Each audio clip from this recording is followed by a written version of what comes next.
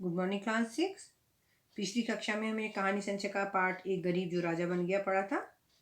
आशा आपको अच्छी तरह से समझ आ गया होगा और आपको जो एक प्रश्न करने के लिए दिया गया था वो भी आपने कर लिया होगा।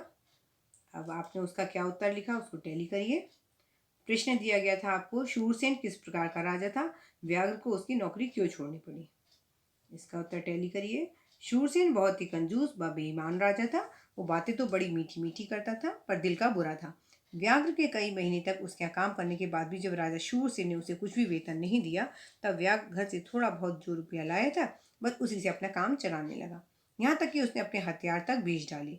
बुरा वर्ष बीत जाने के बाद भी जब राजा शूरसेन से उसे वेतन नहीं मिला तो उसने उसकी नौकरी छोड़ दी। प्रश्न 2। व्याघ्र के कपड़े में बंधे हीरे मोती कौन और कैसे उठाकर ले गया। व्याघ्र के कपड़े में बंधे हीरे मोती एक बंदर उठाकर ले गया। रोडांचल से खुदाई करके आते समय रात होने पर व्याघ्र पेड़ के नीचे ठहर गया। तभी अचानक एक शेर ने उसे दबोचना चाहा तो व्याघ्र पेड़ के ऊपर चढ़ गया। कपड़े में बंधे हीरे मोती की पोटली नीचे ही रह गई। शेर के जाने के बाद भी व्याघ्र डर के मारे पेड़ पर ही बैठा रहा। तभी एक बंदर आया और हीरे मोती की पोटली लेकर गायब हो गया। व्याघ्र ने उसका बहुत पीछा किया पर बंदर को ना पकड़ पाया। उसने मेहनत से जो भी इकट्ठा किया था वो भी उसके हाथ से चला गया। प्रश्न 3। साधु ने व्याघ्र को लोहे से सोना बनाने का कौन सा उपाय बताया और साधु ने उसे धोखा क्यों दिया। हीरे मोती बंधे कपड़े के गायब हो जाने पर दुखी व्याघ्र को एक साधु मिला। साधु ने उसके दुख को सुनकर कहा कि वो चिंता नहीं करे, उसके साथ चले। जंगल में एक रस का कुआं है, उसमें ऐसा रस है जिससे कि लोहे को सोना बनाया जा सकता है। ये क्रिया वो जानता है। साधु बड़ा ही धूर्त व चालाक तो था ही, वो लालची व धोखेबाज भी था। उसने दुखी व परेशान व्याघ्र को अपनी बातों में फंसाकर उसे गांव से कुछ खाने का सामान खरीद कर लाने को कहा।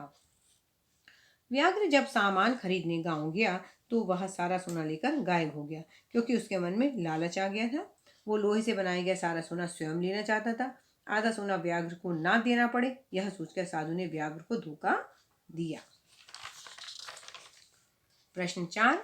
व्याघ्र ने जैन मुनि की सेवा कैसे की और उसे उसका क्या फल मिला। साधु से धोखा पाकर व्याघ्र जब दुखी होकर आत्महत्या करने की सोचने लगा तभी उसे जैन मुनि गांव की ओर आते दिखे। उन्होंने व्याघ्र को बताया कि वे महीने भर से कुछ भी न खाकर उपवास करते आ रहे थे। ये सुनकर व्याघ्र ने बाजार से लाकर पेड़ के नीचे रखी भोजन सामग्री उन्हें देने की सोची। मुनि भी महीने भर से भूखे थे, इसलिए उन्होंने भी वो सामग्री खुशी के साथ स्वीकार कर ली। भूखे व्यक्ति को भोजन देकर सेवा करने का फल उसे यह मिला कि जिस साधु ने उसे धोखा दिया था वही साधु स्वयं उसके पास वापस आया और लोहे से बना सोने का आधा भाग व्याघ्र को दे दिया। व्याघ्र को धोखा देने के बाद साधु को पश्चाताप हुआ, इसलिए उसने व्याघ्र के पास वापस आकर सोने का आधा हिस्सा उसे वापस दे दिया। प्रश्न 5। व्याघ्र नौकर से राजा कैसे बन गया। व्याघ्र धन कमाने के बाद अपनी नगरी परिभद्र लौटने लगा। इधर परिभद्र नगरी के राजा की मृत्यु हो गई थी, उसके कोई संतान ना थी। अब राजा कौन हो, मंत्री इस चिंता में थे। एक उन्हें स्वप्न दिखाई दिया कि नगर की सीमा पर भोर में एक योग व्यक्ति तुम्हें मिलेगा, उसी को मृत राजा का उत्तराधिकारी बना दो, तभी राज्य सुखी रहेगा। मंत्री स्वप्न पर भरोसा करके उस व्यक्ति को खोजने चला गया। वहां उसने व्याघ्र को देखा तो सोचा कि ये तो वही यहाँ का व्याघ्र नामक पुराना सेवक है जो कुछ दिन राजा के पास रहा था।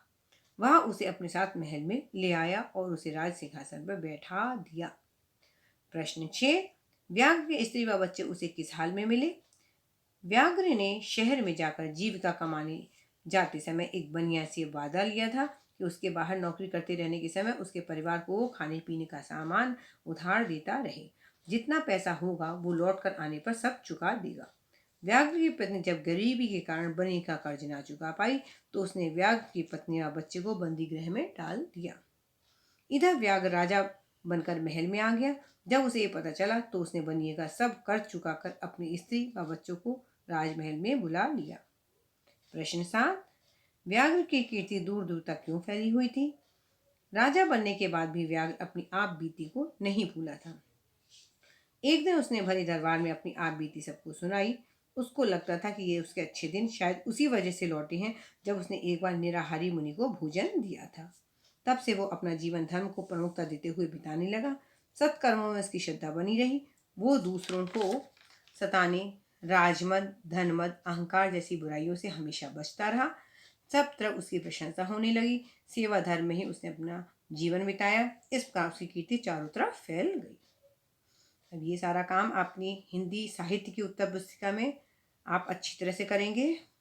अपनी राइटिंग का ध्यान रखिएगा और मात्राओं का विशेष रूप से ध्यान रखें, और इन सब का करने के बाद आप इनको अच्छी तरह से पढ़ें और याद करें। Thank you class.